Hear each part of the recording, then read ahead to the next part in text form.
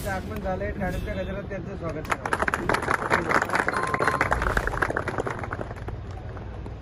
या ठिकाणी सर्वांना आपले आदरणीय अश्विन भाऊ 2 मिनिटात आपलं मार्गदर्शन करतील अशी मी त्यांना विनंती करतो. सर्व बंधू आणि भगिनींनो, आपल्या सर्वांना माहिती आहे जळगाव शहर विधानसभेसाठी मी माझा अपक्ष उमेदवारी अर्ज दाखल केलेला आहे आणि माझा अनुक्रमांक 10 असून माझी निशाणी काचेचा ग्लास. 20 तारखेला आपण जास्तीत जास्त संख्येने उपस्थित राहून आपल्या काचेच्या ग्लासच्या समोरील बटन दाबावं आणि मला प्रचंड मतांनी विजय करावा असं मी आपल्या सर्वांना आवाहन करतो. आपल्याला माहिती आहे जळगाव शहराची परिस्थिती आज काय. आज आपलं जळगाव शहर 20 ते 25 वर्ष मागे चाललं गेलेलं आहे.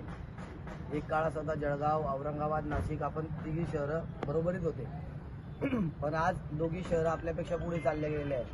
आपल्या शहरातील तरुणांना रोजगार नाही, रोजगारासाठी त्यांना इकडे तिकडे भटकावं लागतंय. शहरातील जनतेला मूलभूत सुविधा मिळत नाही. रस्ते असतील, गटरे असतील, लाईट्स असतील, या मूलभूत सुविधांपासून वंचित राहावं लागतंय.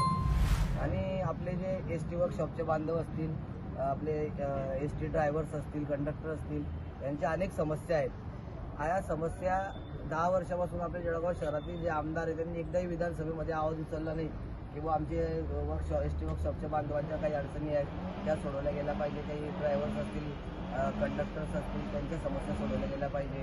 पगाराचा प्रॉब्लेम असेल, काही बोनसचा प्रॉब्लेम असेल, अशा अनेक संकट असताना सुद्धा आपण मनापासून आपल्या देशासाठी, शहरासाठी काम करतायत, लोकांसाठी काम करतायत, जनतेची सेवा करतायत.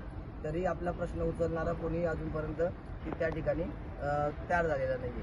तर आपण सर्वांनी मला मदत करावी आणि मी आपल्याला शब्द देतो, तुम्ही अर्ध्या रात्री मला आवाज द्या, मी आपल्या पाठीशी सदैव उभा राहील आणि आपल्या ज्याही समस्या असतील ते आपण नक्की.